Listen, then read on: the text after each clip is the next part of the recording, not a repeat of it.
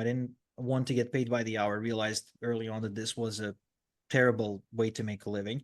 I didn't want to have a stupid boss.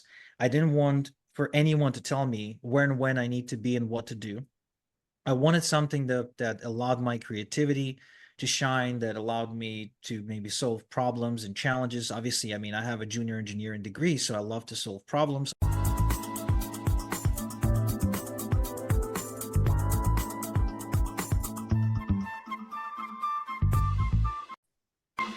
Hey everyone, welcome back to another episode of the Bookmore Show. It's Stuart Bell here, joined today by Igor Kheifets. Igor, how's it going, buddy? Great. Excited to be here. Yeah, I'm excited to share this story as well. It's one of those things where sometimes I'm talking to people who I know quite well. Sometimes it's one of the first calls. Sometimes it's clients who I've seen go through the process but didn't have any reason to chat. And that falls into our camp.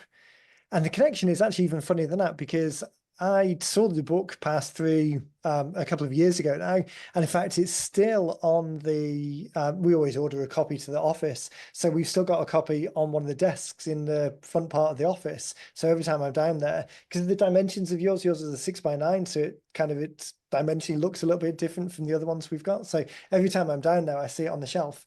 But we hadn't connected, and I actually saw the Instagram ad that you're currently running, and that prompted me to reach out. So it's always funny the circle, but I'm really excited to share what you're doing with people because it's such a great crossover with the audience. Why don't we start by giving people a little bit of a background on you, your journey, what it is that you do, then we can jump into things from there. So I'm like a product of the system. I grew up in a family full of teachers. My grandmother was a school principal. My grandfather was a school teacher.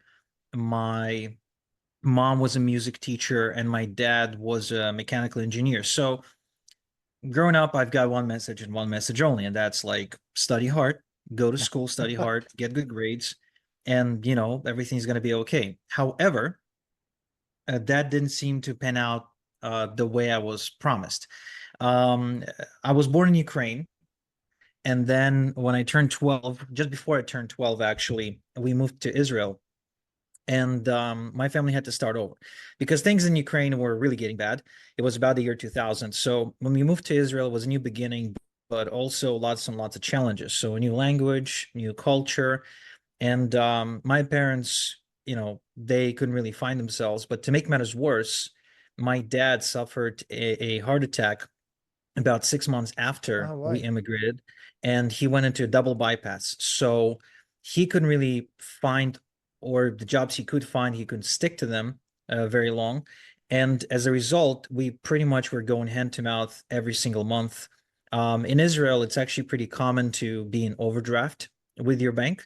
So our overdraft was growing from 3,000 to 5,000 to 10,000. Eventually, at one point, it actually hit 30,000 overdraft, Wow. um, which means we were living in debt. We were constantly in debt, and the bank kept on making more and more interest. And anytime a paycheck would come in, it would cover the debt a little bit, so it would go from minus 30 grand to minus 26. But then over the course of Yeah. the month, it would It's slide back back again. down. Yeah. So basically, let me just mute my people keep calling me today. So basically, what ended up happening, um, my parents said, we want you to get a good education, but we can't afford it.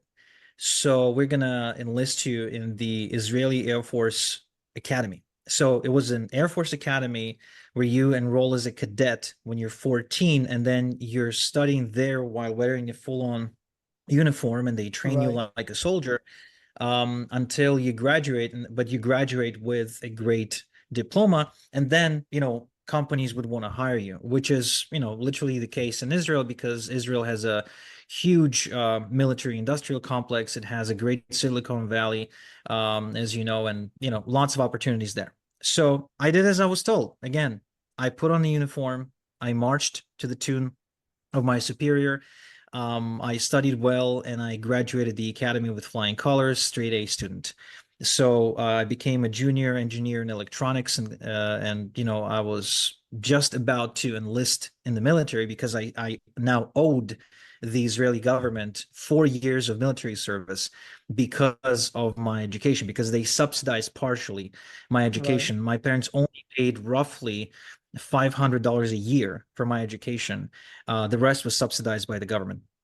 And so when I enlisted, I started meeting all the guys that graduated years before me, which means these are the people who were on the same path that I was, but they were like a few years ahead. Love it. A few steps ahead. Right.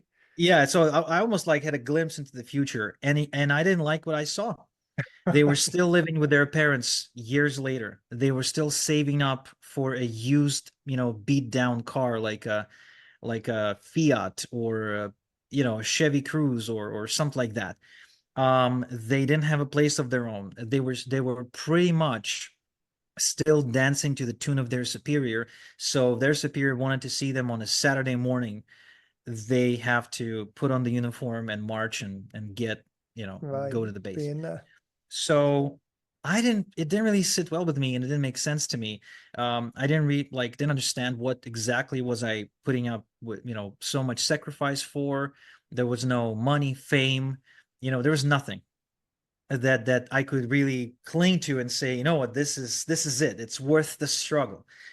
So I decided to exit that path or that industry, if you will, and I rebelled against everything that I've known at the time, against my parents, against the establishment. I went AWOL with my unit.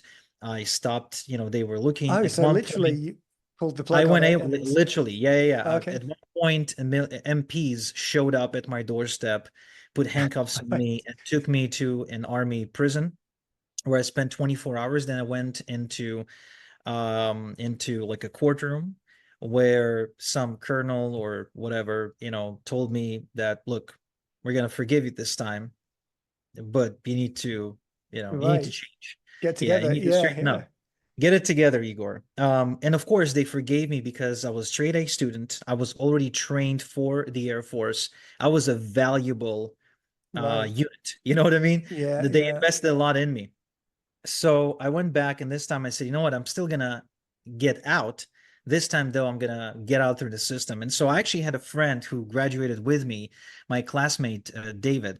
And David got out. He figured out a way. So it was my very first mentoring experience.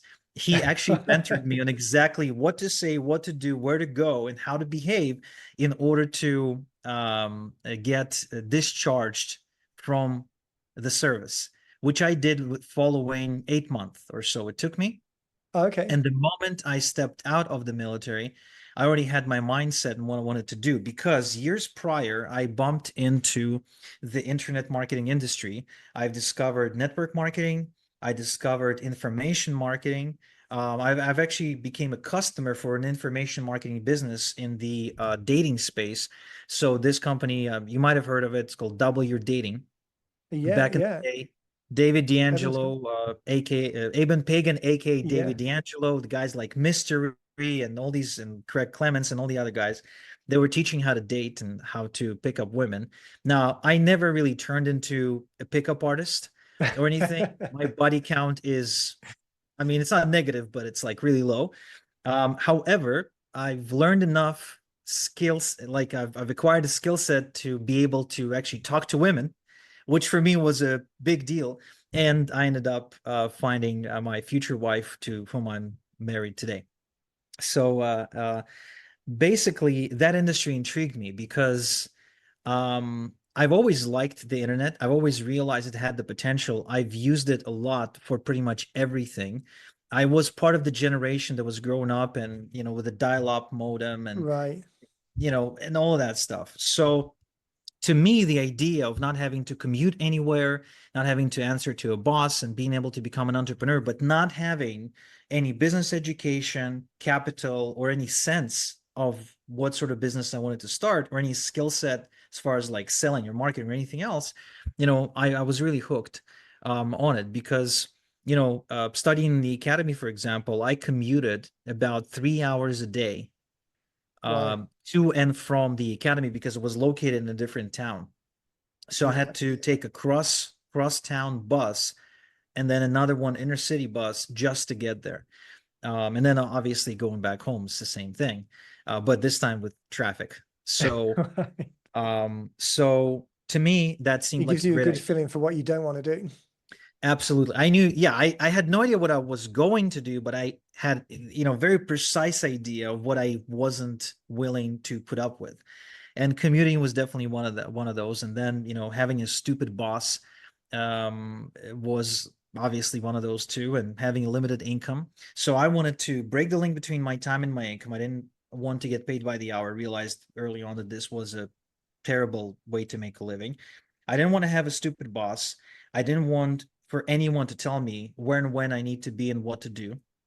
I wanted something that allowed my creativity to shine, that allowed me to maybe solve problems and challenges. Obviously, I mean, I have a junior engineering degree, so I love to solve problems. I was very curious. I always loved to learn. And did I mention I hate commuting? I think I mentioned that. So I stumbled into this amazing industry that had like a gazillion different ways you could make money. But eventually, the way I made money was first off through promoting affiliate products, so promoting other people's products and getting paid a commission. But I specifically did it with an email list, which became the platform and the foundation to pretty much everything that I've done since. And it pretty much bulletproofed my income and allowed me to continuously grow and grow and grow and solidify what I was doing. And to this day, I still have income streams I've built this way from like many, many years ago that continue to pay me every single month. So that is why I ended up writing a book about it. And that is why I ended up working with your company to help me do that. The idea of building the email list and the safety that that brings with it, because it's an asset that you own and you can continue to develop that relationship over a number of years. I think the majority of people who we work with aren't necessarily in the affiliate space, but everyone is in the email space. And when we think about the idea of conversation starting books versus traditional books, the majority of the purpose, if not all the purpose, is either to build the email list or to further engage the people on those lists. So it's such a clear, I almost wish that people could have more of a understanding of that history and background that you went through in the early days of the internet, the likes of Craig and Eben and Dean and Frank and Ed and all of these guys who were there in the very early days. Yes, affiliate marketing is it was a means to an end for a lot of people, but those fundamental skills, those foundational skills, that still applies in just the same way, whether the end product is someone else and you're affiliate, or whether it's your product or service and you're trying to build something where you've got a very close relationship and investment with the people. That idea of building the list and then keeping it engaged over a period of time, did you start with that in mind, or did it start off a little bit more just, hey, I need some names on a list in order to put an affiliate product in front of them? Did you have the longer term view right from the start, or did it kind of morph and develop into that? Yeah, I've definitely I haven't been like a long term thinking kind of guy at the time. These days I think a lot deeper about things, of course, but I'm much older and I want to think I'm wiser. But Right. back in the day, I'm just looking to make some money, man. And to be frank with you, I've tried it all. Like if you look me up and if you can dig deep enough, you'll find I've done some black hat stuff.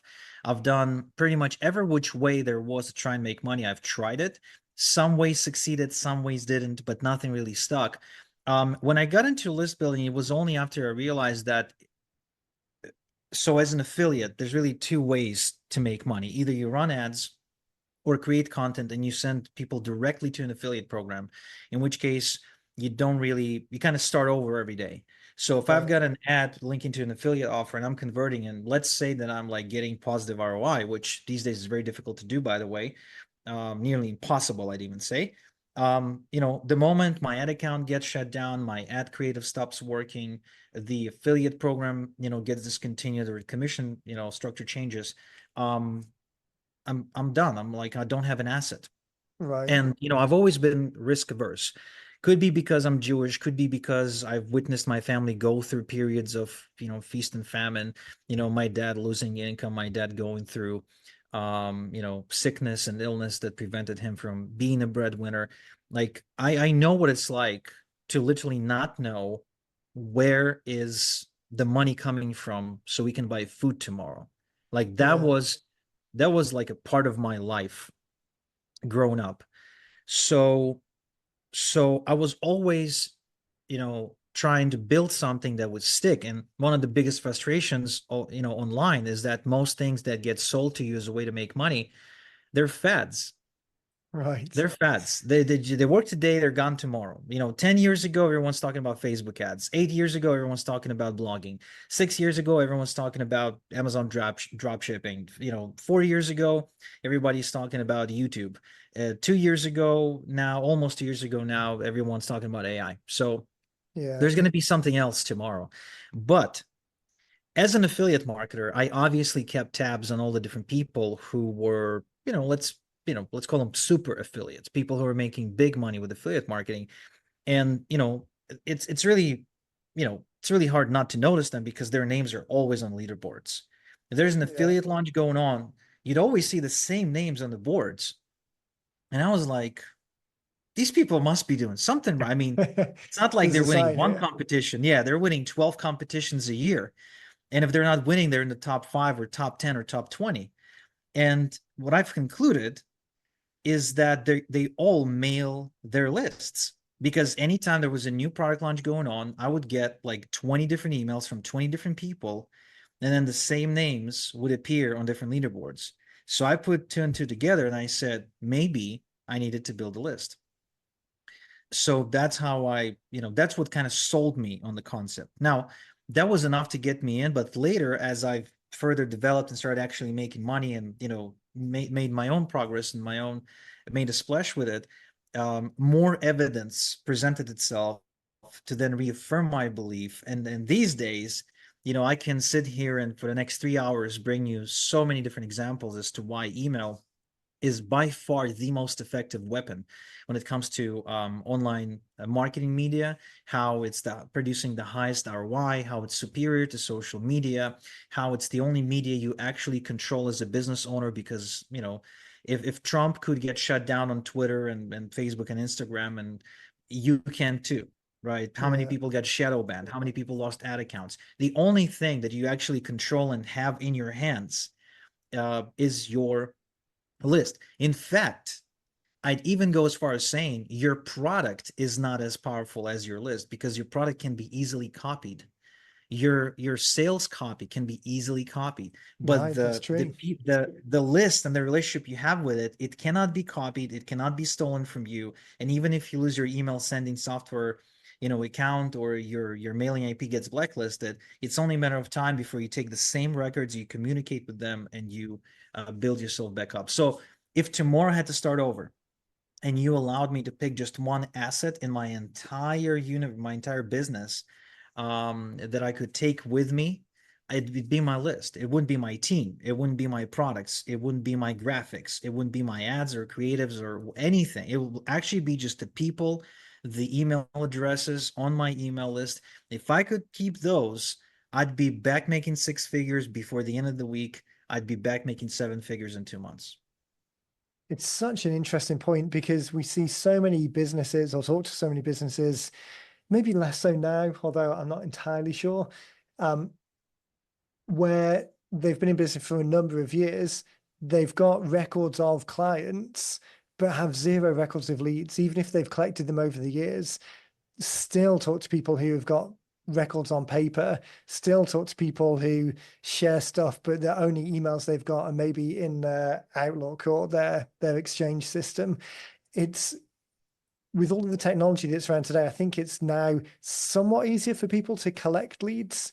It's not quite such a burden that it was before, but still the number of people who don't or do it at a superficial level or collect but then never stay in touch with people, it's such an opportunity that's getting older and older every day. And if people just did a small amount towards it, it would be that incrementally bigger step every time. Why don't we share the book idea then? Because the book is specifically around email and that list building and the power that's in there. Obviously, the story in the background is why you wanted to share it, because it's got such a profound impact on what you've done. But what was the thinking behind kind of what ideas to include and the premise? What are you really trying to share with people as much as possible? So we're talking about this book that eventually I called List Building Lifestyle Confessions of an Email Millionaire. And actually, this title, believe it or not, is a winning subject line split test. Ah, So interesting. yeah, just kind of FYI, in case anyone listening is still trying to decide what how to call their book. This is how you can know. Like if the subject line is getting more opens, then use it as your book title because it's probably going to get more attention on the bookshelf. Yeah. But the idea for the book came as a result of, well, first off, I always knew I had a book in me. That's for sure. Because having been, a big student of personal development, and I mean, having read as many books as I have, and recognize that books are the source of knowledge that it's easily available to you. It's very cheap, so it's probably the best, dollar for dollar mentoring you can ever get in any topic. And I continue to read books today. Obviously, like right now, I'm reading a series of books on back pain because that's like the issue I'm dealing with for the last few years, and kind of trying to better understand, the structure, the pelvis, the different exercises, lifestyle changes I need to make, and all that stuff. It comes as a result of someone else's experience that's in a book. So I always wanted to publish a book. I never knew how to do it. And to be frank with you, I've always procrastinated about writing it because I didn't feel like who am I to publish a book? And Right. I Okay. think I think my thinking was backwards because, you look at the likes of Tony Robbins, Robin Sharma, Dean Graziosi, or a number of other experts, doesn't matter who they are. They all have books. Some of them have 20 books, 30 books, 40 books, 50 books. Guys like Dan Kennedy, who I'm a big, big, big fan of, he's got like a gazillion books, half of which he didn't even write.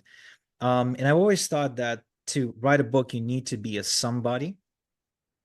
But the reality is, you become somebody after you've published a book. By Right. publishing a book, you go from being nobody or a guy with a service or a guy with a skill to being an author.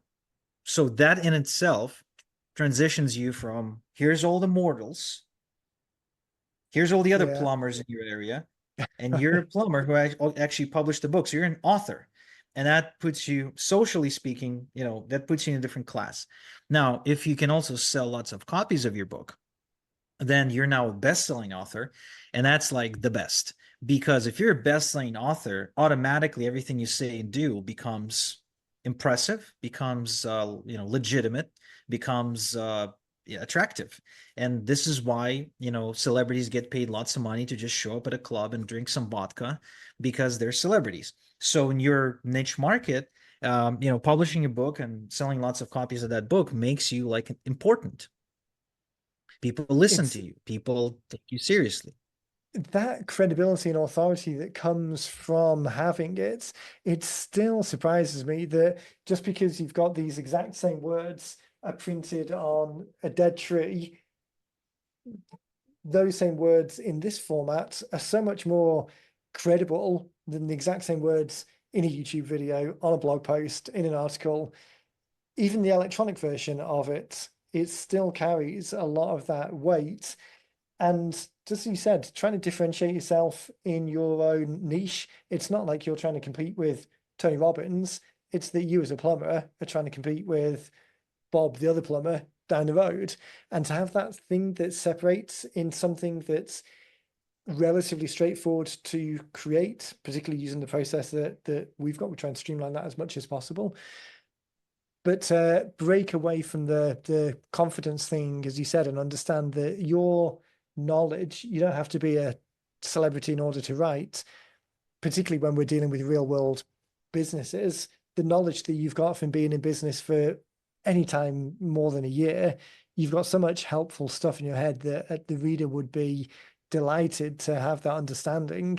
It really shouldn't, that confidence or credibility gap comes afterwards. It doesn't have to come before in order to do something. Yeah. And so To me, there was also practical, besides the authority that will come with the book, there was a practical application. And that is, people ask me what I do all the time. People ask me to teach them what I do all the time. So when you have to tell the same story and teach the same stuff over and over again, at some point, you ask yourself, is there a better way to just deliver the Right. message? Because I'm like a broken record saying the same thing over and over again, just the people change. So you put it in a book, and next time somebody asks you what you do or if you can teach me, you're like, yeah, here's my book, go buy the book and read the book. At the very least, it sets great groundwork, great foundation for a discussion later. Now, from a business standpoint, having a book made a lot of sense because it's another way to generate leads. It's a way to win authority with people. And it's a way to create like a new pathway or doorway into my world, which is exactly what I've done with that book. It became one of my funnels. So I don't know if the audience is familiar with the word, but I'm assuming they are. Yeah, yeah. So it became one of the funnels, and for several years now, it's been one of the go-to funnels in my universe that continues to bring high quality clients. I think as well, like you said, there's so many options to use it as the jumping off point to get access into your world. So meeting people, cold traffic, email list, landing pages, podcast appearances, anytime where you get the opportunity for people to say, tell me more, that tell me more can be answered within a book that starts to deliver value and move the conversation down a path that you want the conversation to go down. Obviously, there's a structure and a narrative to the book that leads people from a question at the beginning to a next step at the end. So the job of work that it does of predisposing people to take that next step, there's just so many positives for it in that use case where you want to move people from tell me more to let's do business with each other. Yeah, I think if we can sum it all up in one sentence, your book is just a great business card. When somebody sticks you a business card at a seminar, you just put it in your back pocket and throw it in the trash later. If somebody ships you a copy of their book, that Right. that that tells a different story, you know. Yeah. Yeah, actually, the physical copies and the gift giving element of it to amplify that beginning part of the conversation. It's one of the use cases that I love most when I hear people saying that they had a list of the 10 people that they'd really been trying to get in touch with, and the book was the door opener, sent a copy, followed up with them, made it personal, made a connection between you, the business owner, the author, and them and what their challenges are. It just accelerates that conversation so much faster than anything else I can think of. Because even things like gift giving and the kind of you talked about Dan Kennedy before, the kind of bulky mail type, get past the gatekeeper approach. I mean, all of those things have some degree of effect, but there's nothing as personal. I mean, there is it's crazy because we always say the book isn't the product, the conversation's the product. But as far as the book goes, there is a reverence still around books. Don't drop books on the floor, don't crease them and bend them, put them on the shelf, like take care of these things. What else could you send to someone without getting crazy on the budget? But what else could you send to someone that would have the same amount of care taken around it than a book? And then if it's Well, your book, there's an kind of argument leaving to be made notes. about that. For example, one of my joint venture partners, last month, I've sent him a set of whiskey glasses, and but that's because I knew he likes whiskey, and Right, very pleased with that. right, However, like you said, like a book is just a great door opener, especially if you're trying to land more appearances, like podcasts and whatnot. They might want to interview you if you have a skill or something interesting to say, but they will most definitely like to interview with you if you are an author, or especially big author, or at least sold like a few thousand copies of your book, or maybe your book caught their attention for whatever reason. You see it all the time.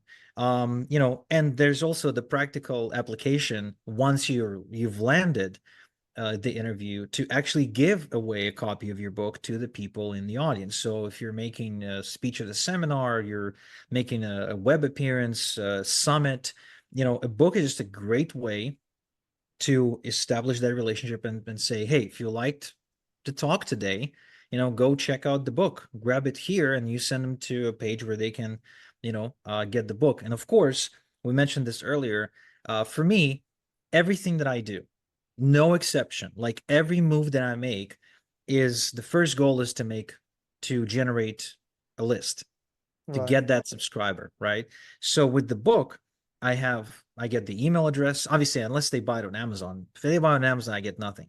But I'm getting the email address, the physical address, the telephone number. I get a lot of information about my customer, which allows me to then establish a relationship with them, which is why, when I do advertise my book, I never send people to buy it on Amazon. I Yeah. send them to buy it on my website because even though I'm pretty sure that if more people knew about my book on Amazon, it would benefit me in terms of exposure and publicity. It's only when they buy it through my website, and actually my website, they'll get it for free. They'll just chip in on shipping and handling. This is when I'm going to quote unquote get a customer, Yeah. because that's the real That's purpose. right. Then that's our exact approach as well. It's so much more about the opportunity to start the conversation with someone, which is capturing details in order to be able to follow up, rather than sales on Amazon. Because who cares if you'd, I mean, not who cares completely, but relatively speaking, if you could only pick one, you could get someone's name and email address, or you could get another check in the box that would put you to be a bestseller in some subcategory for 5 minutes. The email address is going to be more valuable. You were talking about getting a copy on the website. Do you have a take on the difference between just allowing someone to download the digital copy in exchange for an email address versus the physical copy for name, physical address, and phone number? Yeah, I always insist on sending the physical copy. However, with it, I'll still email them the digital copy of the book if they don't want to wait until it arrives. And the reason is, even if they don't read my book, if there's a physical copy somewhere in the house, I don't care if it's even if it's in the toilet. It's Right. somewhere. They It's know it's somewhere. there. That gives me credibility points. That gives me authority points. I'm not just some guy. Right. I'm a guy they bought a book from, and that's different. When I started, uh, everybody was giving away ebooks. So over time, it sort of got devalued. How many times did you download an ebook and you barely flipped it open? You Yeah. said, "Yeah, I'll get to it," and never got to it. With a book, you may get buy the book, not read it. I mean, I'm guilty of that as much as anyone else. Me I have too. tons of books that the shrink wrap is still on, but I know the name of the author, and the author is elevated in my Yeah. universe. Actually, that's a great point and something. So we're for simplicity mainly because the physical fulfilling of stuff is difficult for people to get a handle on. So for simplicity, we're usually talking to people about the digital versions. Now, funnily enough, you said that everyone gave away ebooks and that was devaluing it. Right from the start, we've always told people to never call it an ebook. An ebook is not quite a derogatory term, but it's unnecessarily devaluing giving someone the digital copy of the book, which psychologically positions it different. But to your point, the fact that someone actually physically receives something and that it is there taking up space in the house and it physically exists in their space, there is an extra level of psychological anchoring to that. And someone receiving an email from you, having received a digital copy, is one thing. Someone receiving an email and the book is sat on a shelf somewhere, even if they don't read it, that's something else. So it is an interesting. There is definitely, I agree, an anchoring element to the physical part of it that you don't get in the digital sense. And it might be worth, as we're talking to people, talking a little bit more about, because practically speaking now, fulfilling orders is easier than it used to be years ago. Yeah, but this So was a big fear of mine because I had no idea how to physically fulfill. And when I started doing my research, I would reach out to different printing shops and whatnot, and it would scare me. And they would say, "Yeah, we can fulfill at $6.27 per book plus right, three, 55 cents shipping posting. And if it's outside of Wisconsin, then right, it's $3.98." And then they would say something like, "But you have to pre-order 2,000 books." right, I'm like, I have no idea if I'm gonna ever sell 2,000 books. You're kidding me? What am I yeah, supposed to do? So, but that was back in the day. meaning, it was hard and you could go that route, but today you don't have to. I fulfilled my book through Amazon. They have a great I would call it publish on demand service. Through your author profile, you can log in, send out author copies anytime you want, and you will Right. go through the Amazon's distribution network, which is very fast. But you can also use other services. For example, right now we're using a service called lulu.com, and they print, they ship it. I don't touch it. I don't like, I have only one copy of the book here just so I can show it off when I'm getting interviewed like this. Yeah. Maybe a few copies for friends and family if I look somewhere behind me, like there's a little cupboard there. But other than that, I don't really have books. Like I don't have a warehouse full of books. You Right. used to have that. You no longer have to do that. Now you I, print on demand. It's a little bit more expensive to print on demand as opposed to pre-order 2,000 units. So your cost per book goes from like $6 a book to $8 a book or $9 a book.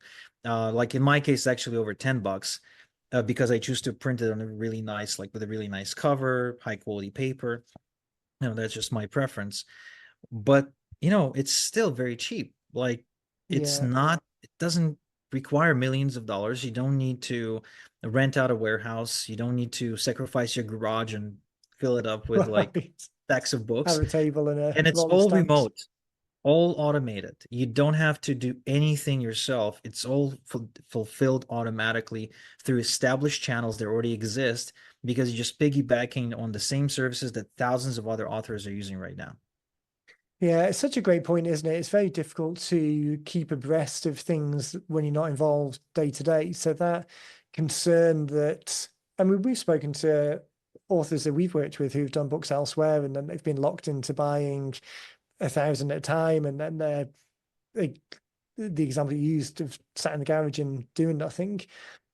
So it's difficult to stay ahead of the technologies that changes, but that's definitely not um, things move on, and it to be able to fulfill things where it makes sense that a physical version is going to do a lot more of the heavy lifting than a digital version. There's so many more options now. I wanted to make sure that we get a chance to dive into the ideas behind the book itself and the things that people can the ideas that you kind of sharing.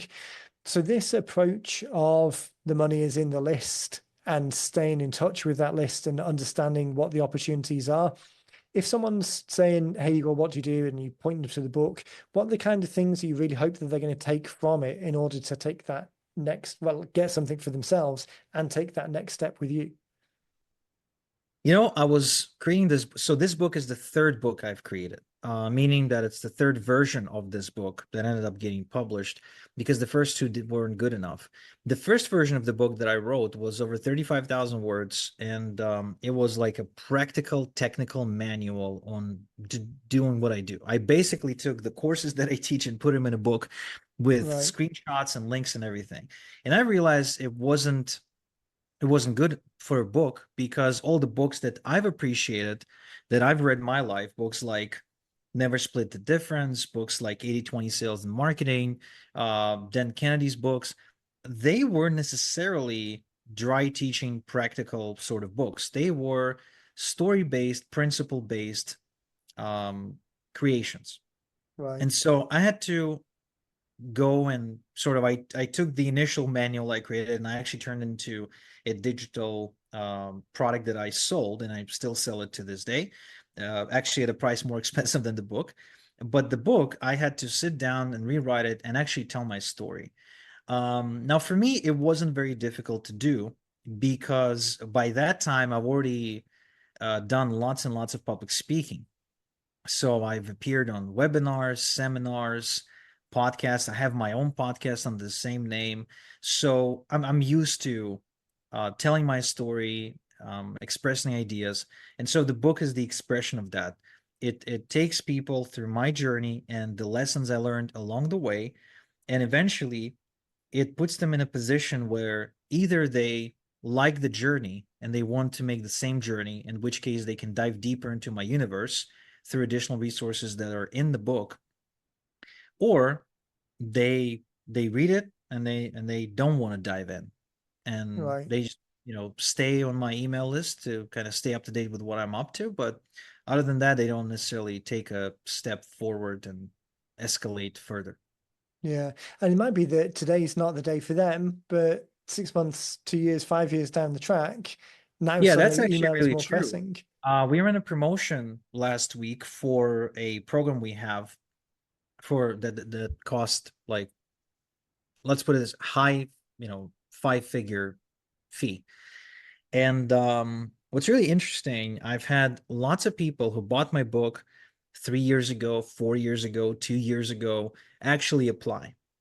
It's like they Right. were sitting on the list for a long, long time before they finally decided to put the trigger. I once spoke to a friend of mine who I consider to be one of the best direct response marketers of our time right now, my friend Caleb O'Dowd. And he wrote actually a great book recently and released, which I highly recommend, called Monetization. Um, and so he talks about how the buying cycle, or the buyer's interest, or the client's interest, resets like a clock, like a 24-hour clock. Now, for people, it might be different time frames, could be 3 months, 6 months, 12 months, 10 years. But you have to imagine it like a clock that basically goes from cold, warm, warmer, hot, red hot, and then cold again. So it's like Right. resets every 24 hours, but 24 hours can mean different things to different people. So if somebody ain't ready to transact with you right now, it doesn't mean that 6 months down the road, 3 months down the road, 2 years down the road, they're not going to be ready to pull the trigger. Which is, Yeah. again, brings us back to the power of having an email list, because Yeah. all this time throughout the last, let's say 4 years, these people were getting emails from me. They were getting promotions from me. They were, being kept up to date with what I'm up to. They were apparently just waiting for the perfect offer that would come in at the perfect time, or would correlate with the perfect time in their life for them to take action. And that our personal experience is exactly the same. So because our business isn't, we're not plumbers where the pipes are leaking and someone needs it fixing today, writing a book, even from a marketing perspective, there's no every day that passes by is a missed opportunity because it's like a river of possible clients. They're always passing by. You don't get a chance to refish in the same spot again. But it's not like there's a leak in the water's coming in the door. So people can, the thing that they're losing out on by not acting today is opportunity cost, not actual physical cost. So we've got many, many, many people who 5, 10 years later now, because we've been doing this for so long, people on the list for that period of time. I always enjoy telling the story of a good friend of ours, Kenny, who's Kenny McCarthy. He's a realtor up in Boston area, and he purged his list because he's impatient sometimes, and he purged anyone who had there was no sign of life, so no kind of open signal in the CRM, purged them off for no good reason whatsoever. And then 6 months later, got a phone call from a guy. He had the voicemail. So when he was down in Florida a couple of years ago and was playing it, he played us the message, and the message read something like, "Hey Kenny, it's Bob here. I'm sorry, I don't know what I've done. I must have done something to get off your list. Anyway, we've been receiving your messages for a few years now. Unfortunately, my sister passed away earlier this year, so we're going to sell her house and our house, and then we're going to look for another house to buy." So this transaction turned into two sales of beachfront homes, like multi-million-dollar listings, each of them, and the purchase of a new home. And if it wasn't for the diligence of this person digging, it gets even funnier because they actually had to phone another realtor in the area to get Kenny's number. So I always laugh because I imagine that story. It's the realtor answers the phone and, "Oh, hi, it's Bob here. I need to sell a couple of my houses." And the realtor says, "Oh, fantastic. How can I help you?" "Well, do you have Kenny's phone number?" "Oh, yeah." So It's anyway, like, if it wasn't for oh, Kenny died. everyone. Yeah. Oh, he died and I took over. We call them Yeah. we call them upstream leads, like salmon who swim Right. upstream to go Swim and find. swim and Yeah. swim. Yeah, exactly. But for every one of those, how many wouldn't go through that step? They try, "Oh, he was that guy again," and then it's just gone. So that long term, you never know when the time is for them. There's no burn and churn on email lists. It's an asset. Dean, I know, likes to talk about kind of like the return on investment and treating building a list rather than a marketing expense, treating it as a capital investment, because there is some future value in that list that's Yeah. quantifiable one way. And if any of the listeners are experiencing the same issue where they don't see the list opening, clicking, then I have a network of people actually who are specialists at email deliverability, email campaigns, who can Right. help bring it back to life. So, hit me up. Yeah. I'll connect you. Yeah, actually, that's a great point as well. It's in the weeds, but the technical changes that have happened even this year, I mean, it's pretty dramatic. And if you don't keep up on them, if your software provider doesn't keep up on them, it's not the case anymore that, hey, I've got a list and I assume that every email is going to be received. You actually do have to do some care and maintenance and jump through some technical steps. So yeah, I think actually that's a great point. As people are listening, if it is worth saying, check your delivery system. If you've seen that the delivery start to fall off, it is a sign that there are some technical steps you can take to kind of reliven that and reach out.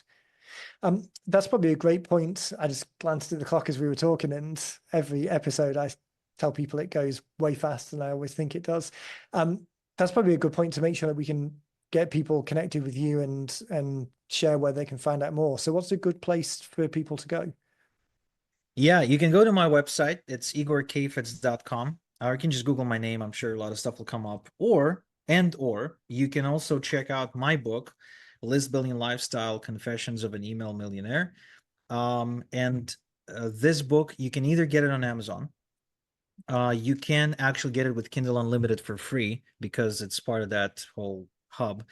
However, I would love for you to go to igorsbook.com and get it there.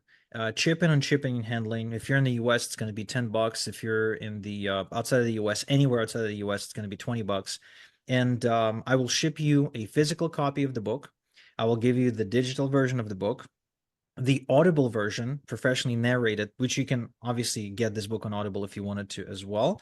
And also, in addition to all of that, $3,200 of bonuses that include landing page templates, email training, traffic training, and so on, just to help you build your list better.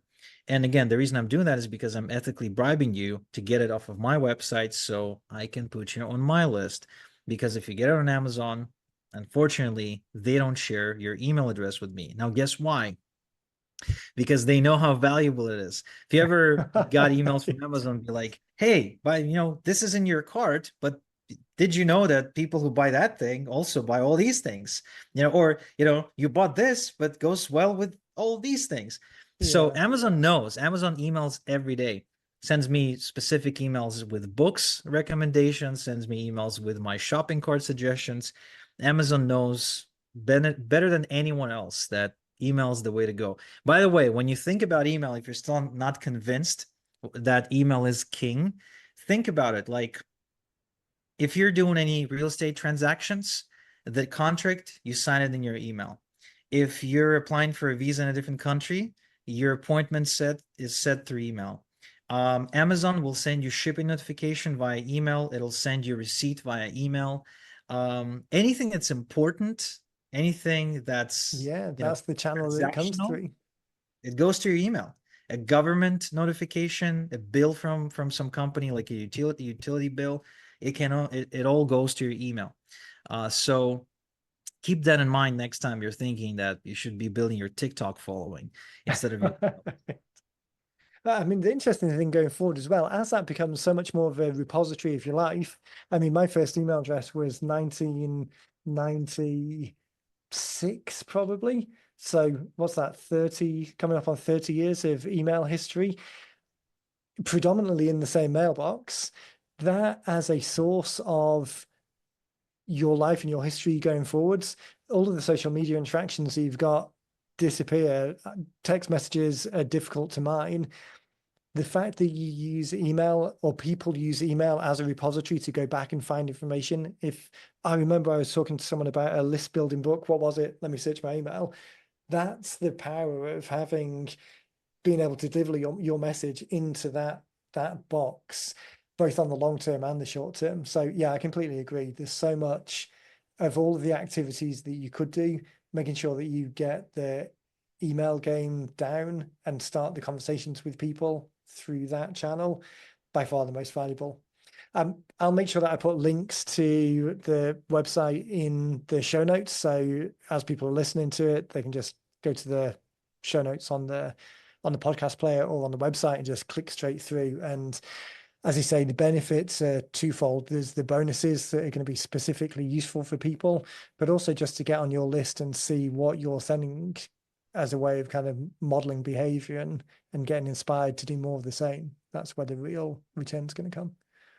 Yeah, a lot of people do that. You'd be surprised. A lot of people spy on me and get on my list specifically for that. Which, I guess it's a form of flattery. And also, I encourage you, if you're an author, go through my book funnel, because Right. the actual book purchase is just the start of it.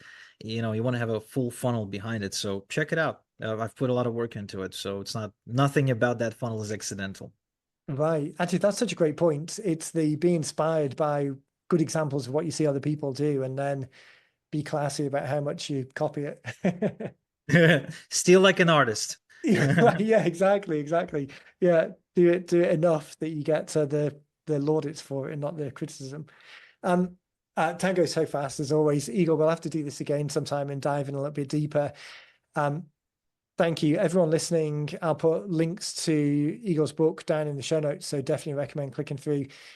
Igor, again, thanks for your time. Really appreciate it and look forward to catching up on the next one. My pleasure. Thank you for having me.